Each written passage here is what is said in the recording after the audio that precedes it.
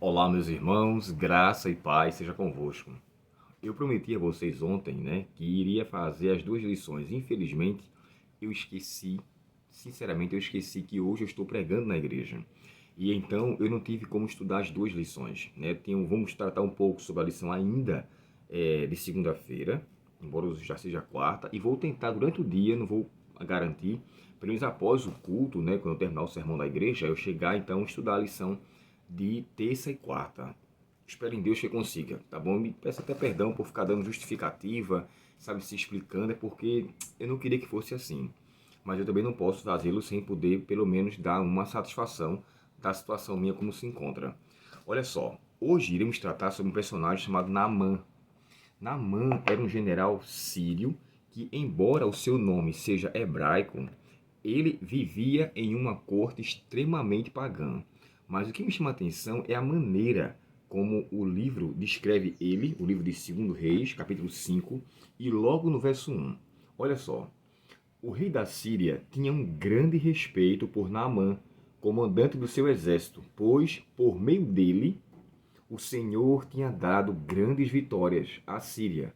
Mas, embora Naamã fosse guerreiro valente, ele sofria de lepra. Deixa eu me deter aqui nessa expressão. Primeiro, o nome Naamã tem uma significação de delicado, agradável, aprazível. Embora o seu nome tenha esse significado, a sua vida não era agradável, a sua vida não era apreciável. Na verdade, a sua vida era uma vida amarga pela doença que ele tinha.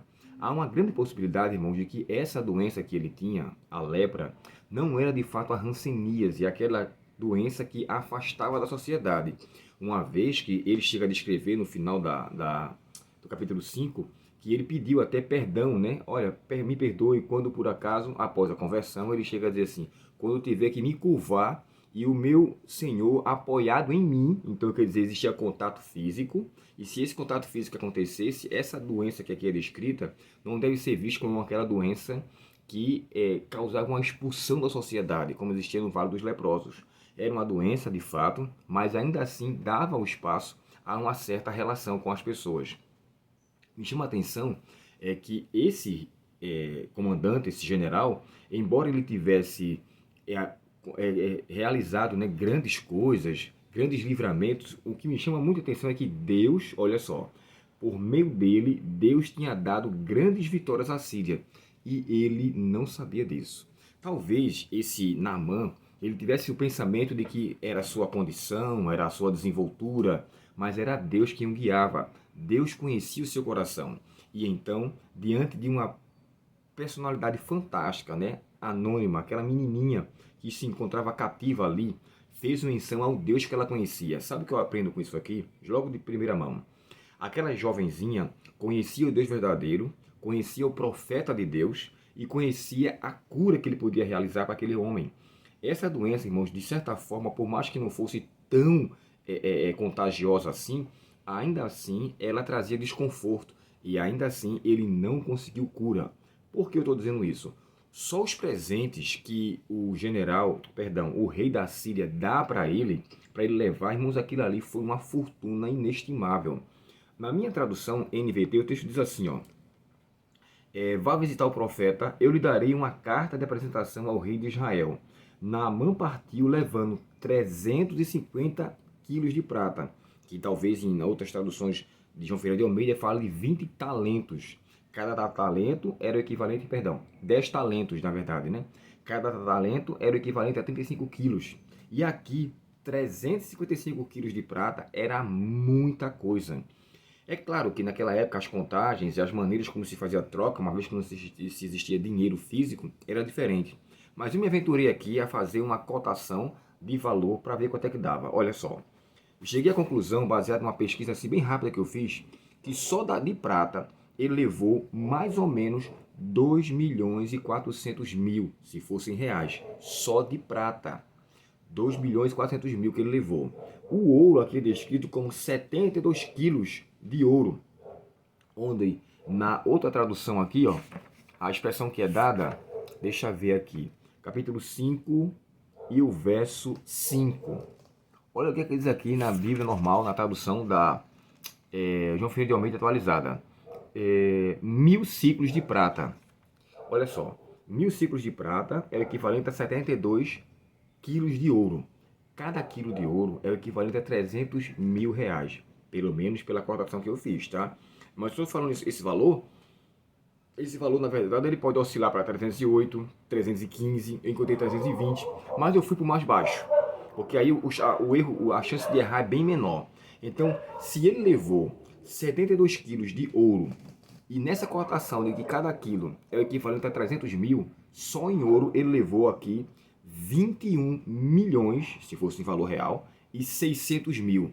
Com mais os 2 milhões e 400 mil da prata, aqui, irmãos, dá pelo menos aqui no baixo uns 24 milhões de reais. Era muito dinheiro. O comentário bíblico adventista, quando menciona sobre isso, faz menção de que o valor que ele foi dado foi grande, mesmo para aquela época. Isso demonstra que a cura, que se de fato fosse acontecer, merecia uma grande recompensa, já que ele tinha passado muito tempo dessa forma.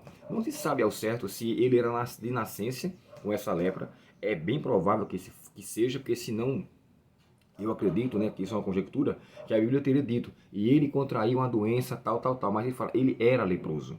Então essa doença que ele tinha era de fato uma doença que era incurável, mas não era uma doença que causava um afastamento. E olha que ele estava na corte do rei. Ele era respeitado pelo rei, tinha um grande carisma pelo rei, e pela mão dele, como nós lemos o texto, Deus tinha dado grande livramento. Mas aí vem a questão. Era um rei ímpio, era um comandante pagão, onde adorava o deus Rimon. Mas Deus conhecia o seu coração e não deixou de lhe dar assistência. Quando ele vai até lá, amando daquela menininha, e depois o profeta Eliseu o tem e pede para ele ir até o Rio Jordão, existia naquele homem orgulho, arrogância e soberba, porque ele dá sugestões para os rios que ele quer ir. Arbana e Farpar, ou Farfar, né? Esses rios deveriam ser, de fato, os rios que eu deveria ir, não ao Jordão. Deus agora queria quebrar o orgulho daquele homem. E ao quebrar o orgulho dele, mostrar na verdade quem era Deus para ele. Ele é curado e ele sai de lá extremamente restabelecido, completamente restabelecido. E agora, de acordo com a cultura daquela época, ele acreditando que Deus era um Deus que era realmente respeitado em uma terra específica, ele pede para que leve 2 mulas, né, de terra, para que quando chegasse lá e colocasse a terra lá, mesmo na Síria, ele ao se curvar diante de Deus ali, oferecer esse sacrifício a Deus ali, ele tinha a concepção que estava na terra de Israel, onde Deus poderia ser adorado.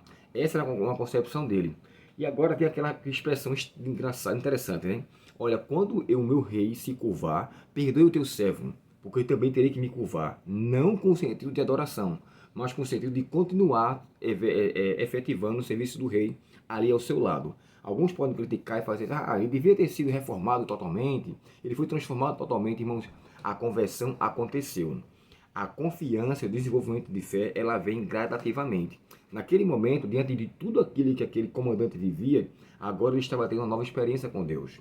Agora ele estava vivendo uma vida totalmente diferente. E o que me chama a atenção, Deus sabia de sua sinceridade e foi ao seu coração e alcançou o seu coração. E aquele comandante, de fato, se converteu ao Deus de Israel, por causa de uma menininha, por causa de um profeta que, amando de Deus, realizou aquela grande obra. E lembre-se, quem dava a Naamã as vitórias era Deus. E quem trouxe para Naamã a vitória de sua cura foi Deus também. Essa deve ser a nossa importância maior. Deus é que me faz o que eu sou. E Ele vai me tornar aquele que Ele quer que eu seja. Mas para isso, eu tenho que levar avante a minha obra de levar a mensagem de Cristo ao mundo, primeiro por viver e segundo por falar. Aquela jovenzinha viveu e falou.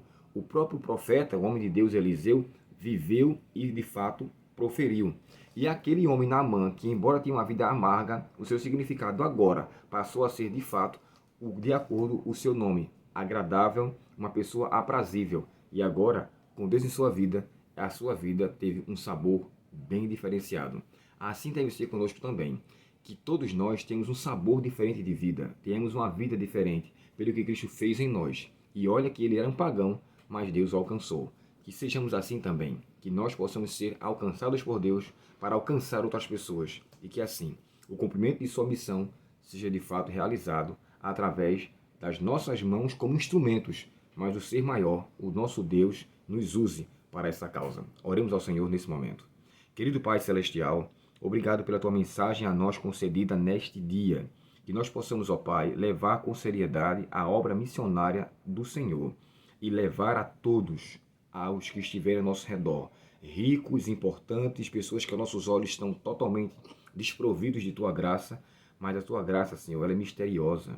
A tua graça, ela é aprazível. E obrigado porque um dia o Senhor nos alcançou. E nós possamos fazer valer para com aqueles que nos cercam e que possamos continuar a viver à luz da tua vontade. Te pedimos o perdão dos pecados e as tuas bênçãos em nome de Jesus. Amém. Deus muito te abençoe, um ótimo dia em sua presença e até o próximo estudo, se Deus quiser. Até logo.